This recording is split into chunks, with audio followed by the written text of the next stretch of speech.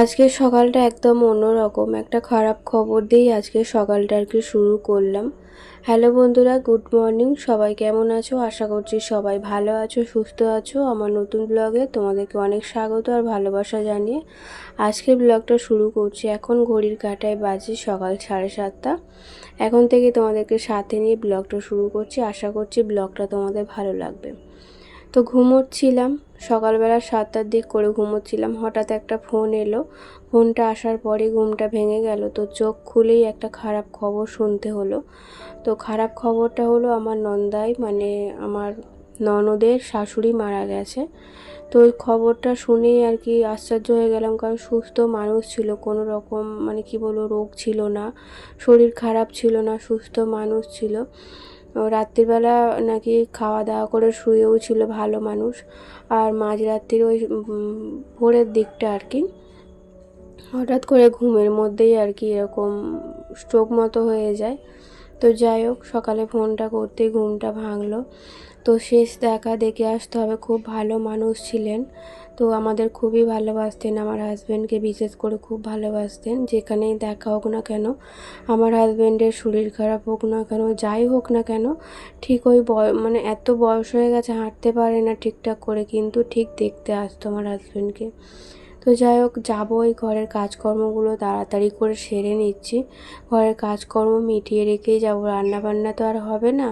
তো সকালবেলা ঘুম থেকে উঠে এই খবরটা শুনলাম, আর তাই জন্য তাড়াতাড়ি করে ঘরের কাজগুলো সেরে নিচ্ছি, কারণ কতক্ষণ রাখবে ঠিক জানিও না, যদি আবার নিয়ে চলে যায়, তাই তাড়াতাড়ি করে ঘরের কাজকর্মগুলো করে নিয়ে যাব। মেয়েকেও ওদিকে ডেকে দিয়েছি, মেয়ে তো নইলে বেলা পর্যন্ত ঘুমোয়। ভেবেছিলাম আজকে মেয়েকে স্কুলে পাঠাবো, কিন্তু দেখো আজকে ওই স্কুলে যাওয়া হবে না। ওকে পাঠিয়ে আর যে আমি যাব সেটাও হবে না, কারণ কখন কি ছুটি হবে না হবে, আর আমি কখন কি আসবো না আসবো, কেউ আনতে যেতেও পারবে না। আমার হাজব্যান্ড তো যাবে, কখন নিয়ে যাবে জানি না, তবে হাজব্যান্ড যাবে যখনই যাক না কেন, আত্মীয় স্বজন সবাই চলে এলে, দেখা হয়ে গেলে নিয়ে চলে যাবে। তো গাড়ি করেছে, নিয়ে চলে যাবে। তো এদিকে আজকে আর কোনো রকম মানে কি বলবো এক্সট্রা কাজ আর করছি না, যেটুকুটা কাজ করার সেটুকুটাই আর কি করব। তো ভেবেছিলাম যে রান্নাবান্না করে রেখেই যাব, সকালবেলা উঠেই ভেবেছিলাম, কিন্তু হাজব্যান্ড আবার বলল আমি তো খাবো না, মানে হাজব্যান্ড কখন আসবে না আসবে কোনো ঠিক ঠিকানা নেই। তাই হাজব্যান্ড বলল ওর জন্য রান্না না করতে, আর আমাদের জন্য রান্না যে করব, তো কি বলো তো, কালকের তরকারি চাটনি সব পড়ে আছে। তো ভাবছি শুধু ভাত একটু করে নেব, মা মেয়ের হয়ে যাবে। তাই জন্য আর কি রান্নার দিকে আর যাচ্ছি না। সবজি বাজার মাছ বাজার সব আছে দুদিনের মতো, কিন্তু আজকে যেহেতু রান্নাবান্না হচ্ছে না, মাছটা পড়েই থাকবে, সেই হয়তো রবিবার করতে পারবো। তো এদিকে কয়েকটা জামা কাপড় শুকনো হয়ে গেছিলো, সেগুলোই আর কি ভাঁজ করে নিচ্ছি। বৃষ্টির কারণে তো একদম শুকনো হচ্ছে না। তো আজকেও কিন্তু বৃষ্টি হচ্ছে, তবে আজকে সকাল থেকে একটু মানে কি বলবো বৃষ্টিটা কম আছে। ওই ঝিরঝির করে পড়ছে, একবার করে থেমে যাচ্ছে, আবার একবার করে হচ্ছে, এরকমই আর কি হচ্ছে। সকালবেলা যখন ঘুম থেকে উঠেছিলাম তখন কিন্তু একদমই বৃষ্টি ছিল না, পুরোপুরি থেমে গিয়েছিল। তবে বেলার দিকে ওই 8টা সাড়ে 8টার দিকে আবার বৃষ্টি আরম্ভ হয়েছিল। এখন দেখো বাইরে একদম ঝিরঝির করে বৃষ্টি পড়ছে, না হওয়ার মতো। তাও এই সামনেটা বসে বসে মাজছি, এই ঝিরঝির বৃষ্টিতেই কিন্তু ভিজে যাব।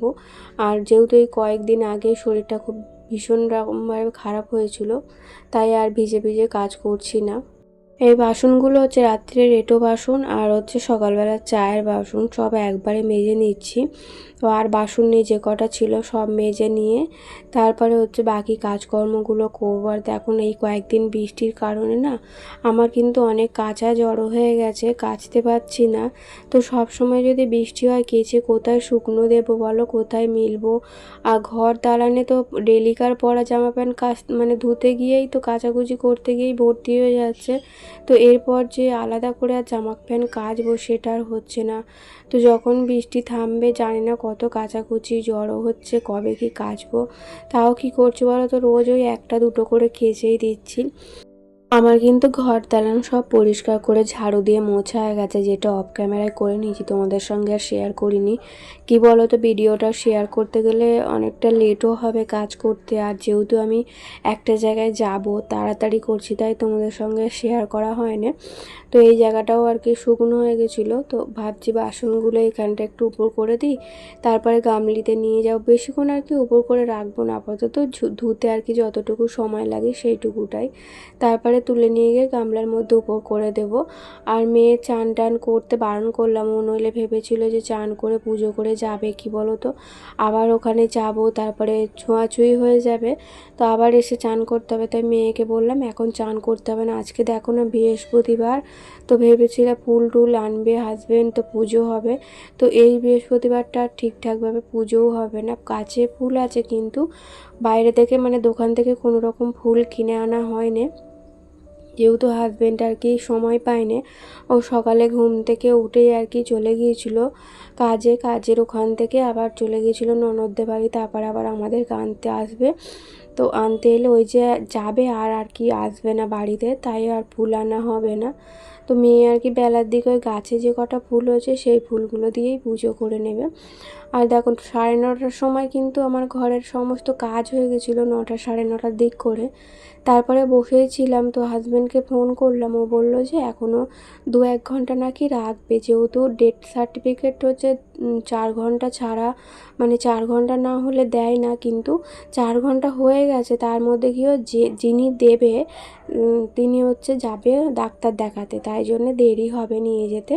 তাই আমার হাজব্যান্ড ফোন করে বললাম, আমি ভাবলাম যে কখন আসবো তার তো কোনো ঠিক নেই, তাহলে ভাতটা বসিয়েই দিয়ে যাই অল্প করে, তবু এসে যখনই আসে না কেন তবু এসে দুটো খেতে পারবো। আর আজকে টিফিন বলতে কোনো রকম কিছু করা হয়নি, শুধুমাত্র মেয়ে টিফিন করেছে। সকালবেলায় এরকম একটা খারাপ খবর শুনে মনটাও খারাপ হয়ে গেল, তাই কারোরই টিফিন করা হয়নি। কোনো রকমে আর কি দুটো ভাত রান্না করে যাচ্ছে, এসে যদি আর কি মা মেয়ে দুটো খেতে পারি। হাজব্যান্ড তো খাবেন, আর ওদিকে ভাতটা বসিয়ে দিয়ে রান্নাঘরে এই জায়গাটা একটু ক্লিন করে নেবো, এই ডাস্টিংয়ের কাজটা ধুলো পড়েছে, তো তাই জন্য সব নামিয়ে রাখছি। পুরোর একটা করব না, শুধুমাত্র ওপরের একটা আর মাঝের একটা একটু হালকা করে পরিষ্কার করে নেব।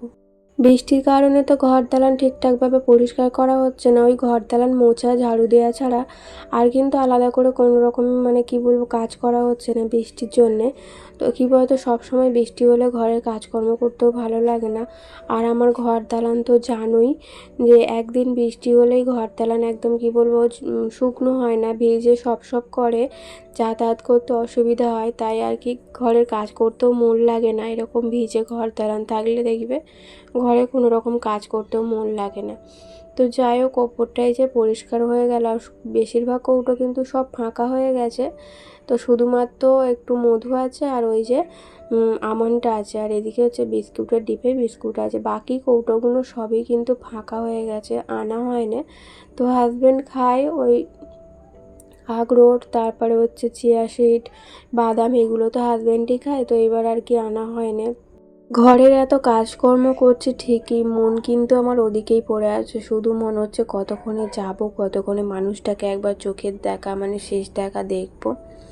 তো তাই আর কি ঘরের কাজকর্মগুলো করছি, তাও কি বলবো, প্রথমে তো ভেবেছিলাম রান্না করবোই না, তাও আর কি মেয়েটার জন্য আর কি ভাতটা বসালাম।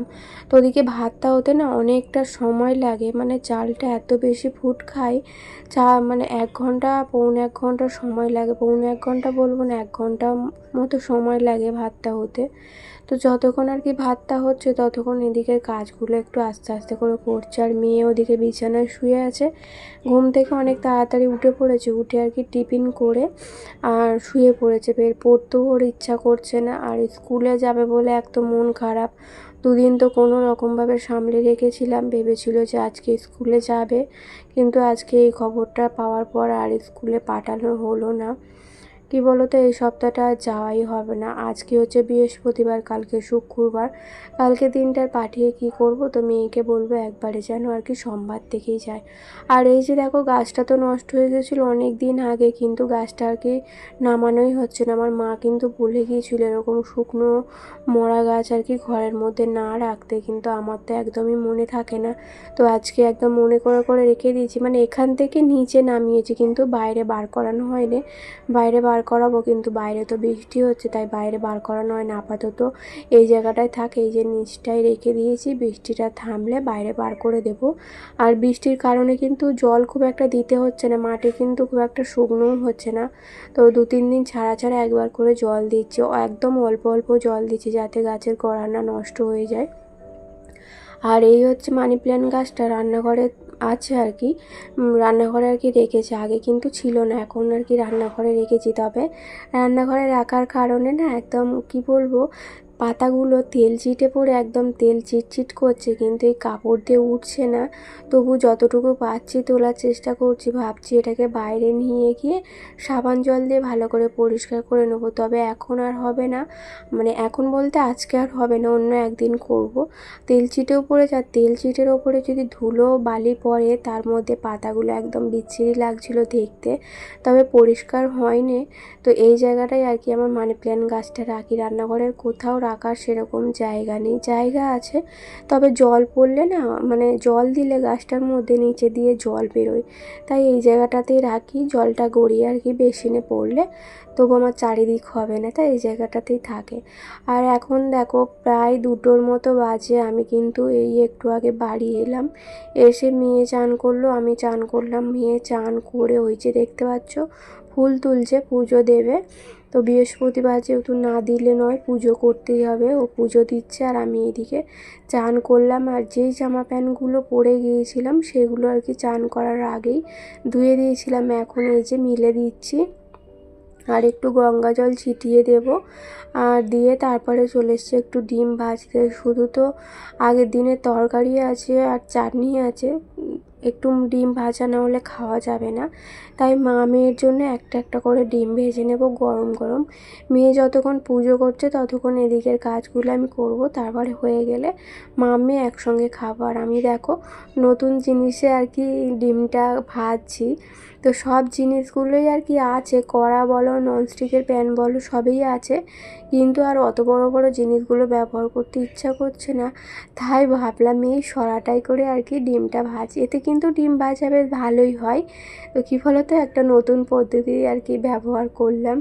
তো আমি কিন্তু প্রায় সময় এইটাই করেই ডিম ভাজি, এতে বাসনটাও মাজতে অতটাও কষ্ট হয় না। আর কি বলবো, এই যে কড়া হলে একটু ভারী জিনিস খুবই অসুবিধা হয়, কিন্তু এটা এত হালকা, এটার মধ্যে ডিম ভাজতে আমার সুবিধাই হয়। তার যখন এরকম গরম গরম ডিম ভাজা হয় ভাতের সঙ্গে খাওয়ার জন্য, তখন কিন্তু এই সরাটাই করেই আর কি আমি ভাজি। তো যাই হোক, একটা ডিম ভাজা এখনও বাকি আছে, এটা করব আর একটা করলেই হয়ে যাবে। আর অল্প একটু পেঁয়াজ দিয়ে দিলাম, আমি তো পেঁয়াজ দিয়ে ডিম খেতে আমার ভালো লাগে না, তবে আজকে একটু দিলাম। ডিম ভাজাটা দেখবে গরম গরমে কিন্তু খেতে ভীষণ ভালো লাগে, ঠান্ডা হয়ে গেলে একদম ভালো লাগে না। এর মধ্যে একটু কাঁচা লঙ্কা হলে আরও একটু ভালো হতো, তবে কাঁচা লঙ্কা আছে, কিন্তু এবারে কাঁচা লঙ্কাগুলো যেগুলো নিয়ে এসছে না একদম ঝাল নেই, তেতো, খেতে একদম ভালো না। আর আমার প্রতিটা জিনিসে কাঁচা লঙ্কা ছাড়া আমি খেতেই পারি না। সকালে টিফিন করব আমার কাঁচা লঙ্কা লাগে, দুপুরে রাত্রিরে মানে যতবার খাবো আমার কাঁচা লঙ্কা লাগে। তো তাই সব সময় ঘরে আমার কাঁচা লঙ্কাটা থাকে। আর এদিকে দেখো মেয়ে পুজো করলো, বললো মা একটু ফোনটা দাও, ভিডিও একটু শেয়ার করে দিই। তারপরে হচ্ছে খাওয়া দাওয়া করে উঠতে আর করতে 3:30 পৌনে 4টে বেজে গিয়েছিলো। তারপরে একটু শুয়েছিলাম, এখন এই যে সন্ধেবেলা মা মেয়ের জন্য চা করছি। হাজব্যান্ড কিন্তু এখনও পর্যন্ত আসেনি, তো ও বললো নাকি দেরি হবে। তো যেখানে নিয়ে গেছিলো, যেই শ্মশানে নিয়ে গেছিলো, সেখানে 3জনের পর আর কি লাইন ছিল, তো পরপর আর কি লাইন মতো অনুযায়ী হবে, তাই আসতে আর কি দেরি হবে। আর চা না খেলে আমি তো থাকতেই পারি না সন্ধেবেলা, তো হাজব্যান্ডের অপেক্ষা করেই বসেছিলাম। হাজব্যান্ড যেই বললো ফোন করে যে দেরি হবে, তো মা মেয়ের জন্য আর কি চা বসালাম। এখন বাজে ওই কটা বলো তো, 7টা 7:30টার মতো হবে। চা খাবো, চা খেয়ে ভিডিওটা এডিট করব, পোস্ট করব, মানে ওই আপলোড করে রেখে দেব। তো বন্ধুরা চলো আজকের ব্লগটা এই পর্যন্তই, টাটা।